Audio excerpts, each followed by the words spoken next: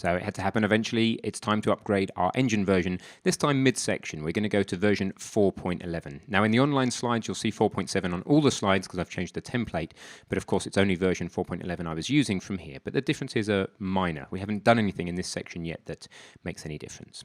So in this video, Epic Games Launcher helps you manage versions of the engine. It's pretty good at that, so we'll briefly see that. I want, before you do anything, for you to remember to commit your project or take a backup of your project first.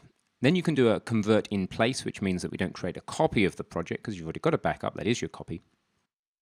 And then we're going to check our project runs okay in the new version and then close everything and recommit. I'll also show you how to tag a commit in GitHub. So let's dive in and do it.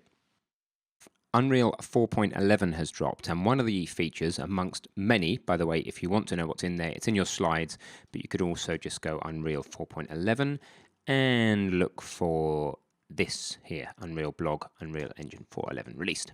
There's lots and lots of improvement. Most of them are runtime improvements, but it also has some improvements relating to the speed of lighting builds. And as we're doing quite a lot of lighting builds inside the landscape creation, let's go ahead and upgrade to 4.11. So you come into your Epic Games, into your Epic Games launch, you'll probably see a little 1 here. And then you can, if you don't already have 4.11 here, then you click Add Versions, and the thing that comes up will allow you to choose 4.11. I already have it, so I can just go ahead and install. I'm going to go with the starter content and the templates and feature packs in my case, because I want all the latest stuff. So once you click install, you're going to have to wait for it to download. If you're wondering what the progress is, you can read it here, but you can also see the little black bar filling up. So let's just let that finish and install now before we move over and upgrade our project. Okay, so now that download's done, let's go ahead and click launch. It's going to open version 4.11, may take a little while longer than usual. And it's going to ask you which project you want to open. Now, before we go any further, go to your source control and make sure you have a copy or a commit for your project, because we're going to want to make sure that if it breaks anything that we can go backwards. Now Unreal manages that for you. You can, when you say open, just say open a copy, which will make a copy of the game. But we've already got a copy. We've got a previous commit, right? So I'm going to look for the thing that says upgrade in place. So let's try under more options. Here you go, convert in place. So I'm going to use convert in place, which means it's actually going to change my project file. And over in the source control, we'll start to see those changes come through. There you go, started to detect them. Let's watch it just for fun. So the U project itself, it's made a small change inside that text file there, saying that the engine association is now 4.11. It's quite cool. We can see the exact things that it's actually going through and changing. Now what's it doing? Let's take a look. Too busy to tell us right now. There you go. It's compiling some C++ source code. Okay, so what else has changed? We probably know once the actual game opens. So here we are, our battleground in 4.11. Let's just have a look around, make sure everything superficially works okay. It does seem to. That's good news. All right, let's take a look at source control, and it looks like actually the only thing that changed was the engine association. Nothing else appears to have changed. I would be slightly more comfortable if I actually open my source code and recompile that, or just simply click compile inside Unreal. And let's see if, yep, that seems to have compiled. There is no source code that we've written, of course. So that's it, super simple. Let's crack on with the landscaping now.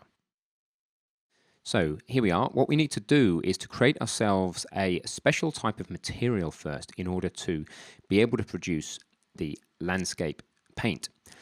Now, I'm going to just do this for you, and then I'll put you into a challenge where you can go ahead and do it. You can follow me through if you wish, but again, I'm going to give you the opportunity to do it all for yourself inside the challenge. Now, something slightly strange has happened with all my panes here in Unreal 11, so I'm just 4.11 rather. I'm just going to kind of regroup things so that they are a bit more manageable on such a small, low screen resolution. So the content browser, I'm going to put it all up here. There you go, got my kind of basic screen layout back. Okay, so once you're convinced you're back where you were and everything is right with the world, just close Unreal and close Visual Studio if you haven't already. So I'm actually going to do the commit with you this time because I want to show you how to use tags briefly. This is a good time to introduce it. So I'm going to go and get my file name over here. And I'm going to come back to the source control. Try and get focus back. I'm going to commit just as normal. Pushing up to the web, that's fine. Or I'll leave the push for now, actually, because I want the tag to go with it. Okay, so I've made a normal commit, but what I want to do now is I want to click on tag here. And then I'm not going to show you how to do this on the command line, because if you you probably already know if you know how to use the command line. So I'm just going to put tag version 4.11, and I'm going to tag a specific commit, i.e. this commit, not a whole branch. So what that's going to do when I choose the commit, the top commit, and then put 4.11 on, it's just going to put this neat little tag here, and tags will come up on the left. And then what will happen as more commits come into this line, the 4.11 tag will stay there, provided I've tagged a specific commit. And that just reminds me when I upgraded to 4.11. I mean, it's quite clear from the name of the lecture in this case, but I just wanted to show you how to use tags. So that's it. In case you haven't already done it, your challenge is to upgrade your project. Go through the upgrade process I just showed you, ensure the new project runs okay, and then commit the changes and optionally tag the specific commit with 4.11 or something similar. So go ahead, do that now, recap the video if you need to, and I will see you in the next video.